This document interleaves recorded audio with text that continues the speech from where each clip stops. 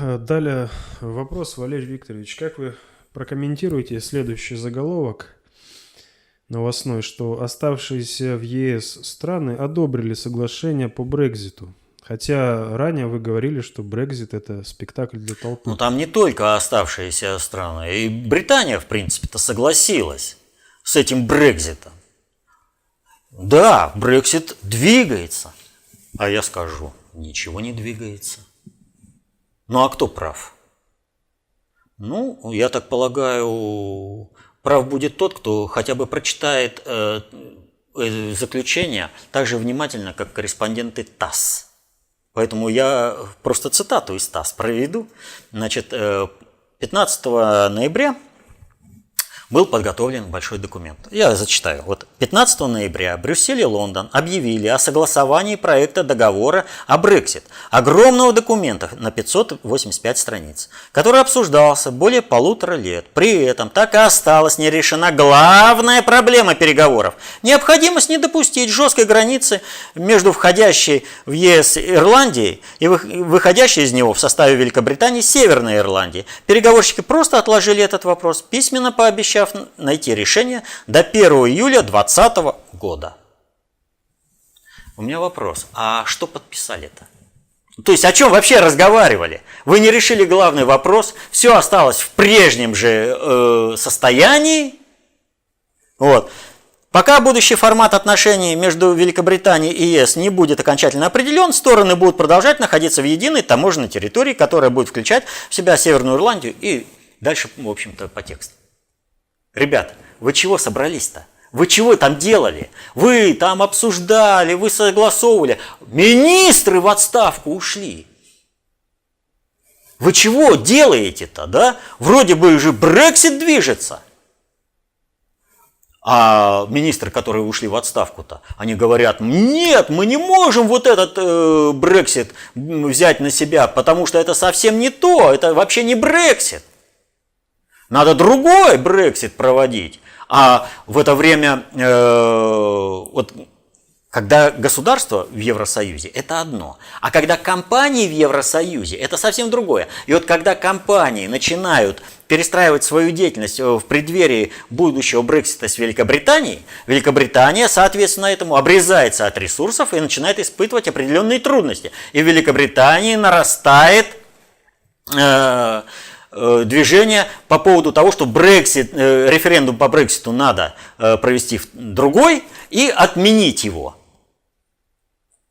То есть идет, в общем-то, спектакль, о чем я изначально и говорил. Идет полномасштабный спектакль. Цель этого спектакля сохранить определенный статус-кво Великобритании, заморозить ситуацию. Брексит, напомню, замышлялся для того, чтобы было начало переформатирования всей Европы, созданию на территории Европы новых государств, новых народов, языков и государств. И начальным этапом этого переформатирования должно было быть должен был выход Великобритании. События, которые сейчас происходят во Франции. Ведь они, в принципе-то, о чем речь? Лозунг. Я приехал во Францию не для того, чтобы работать. Пусть Франсуа работает, а мне предоставьте все блага государства. Он же для приезжих из Африки, из Ближнего Востока во Францию, он же принцип жизни. И люди уже просто, их достала уже жизнь, когда они горбатятся на приезжее население, которое живет, не утруждая себя никаким трудом. Ведь система-то готова к переустройству, снесению всех старых государств, переформатированию и созданию новых народов, языков и государств. Но Россия-то сохранилась. 2 центра концентрации управления, Иран и Китай, они до конца не выстроены. Значит, нужна заморозка этой ситуации. А система была готова к Брекситу.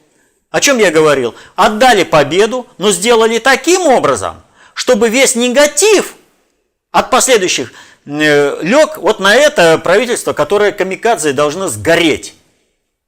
Что так и происходит. При этом, что делается? Осуществляется выход без выхода. То есть сидят, заседают, принимают документы. 500, почти 600 страниц понаписали. А проблему не решили. Просто вот ее заболтали. Она остается. А почему она остается? А потому что проблема переустройства всего западного мира со снесением всех национальных государств, она никуда не ушла. Ее просто нужно заморозить, поэтому Брексит должен оставаться. Но он не должен развиваться в том русле, в котором он действительно приведет к Брекситу и к крушению системы раньше, чем это запланировано. Вот и сказочка про белого бычка, и мы ее будем постоянно слышать. Вот они вам отставки, чтобы вот смотрите, как там происходит, чтобы напряжение росло, чтобы второй референдум провести. Этот референдум ляжет на первый референдум, если он будет проведен. Им вполне достаточно и здесь вот так вот все крутить и крутить. Когда Тереза Мэй дойдет до ручки, и ее, как Ангелу Меркель, попросят уже собственное элитарное окружение уйти, вот тогда наступит следующий этап. Но сказка вот эта вся будет продолжаться, потому что, еще раз, Великобритания, отрезана от ресурсов Европы, не жизнеспособна. Просто не жизнеспособна. Деньги – это всего лишь предельно обобщенная информация о продуктообмене. И для того, чтобы, имея вот этот вот центр по эмиссии денег, получать взамен бумаги и каких-то налей на компьютерах, реальные товары и услуги, нужно, чтобы эти механизмы были. Для Соединенных Штатов это присутствие осуществляется за счет их баз по всему миру. Для Великобритании это участие Великобритании в Евросоюзе на особых, уникальных условиях. Теперь эти уникальные условия прописаны немножко по-другому. Ничего не изменилось. Нам по-прежнему рассказывают эту сказку.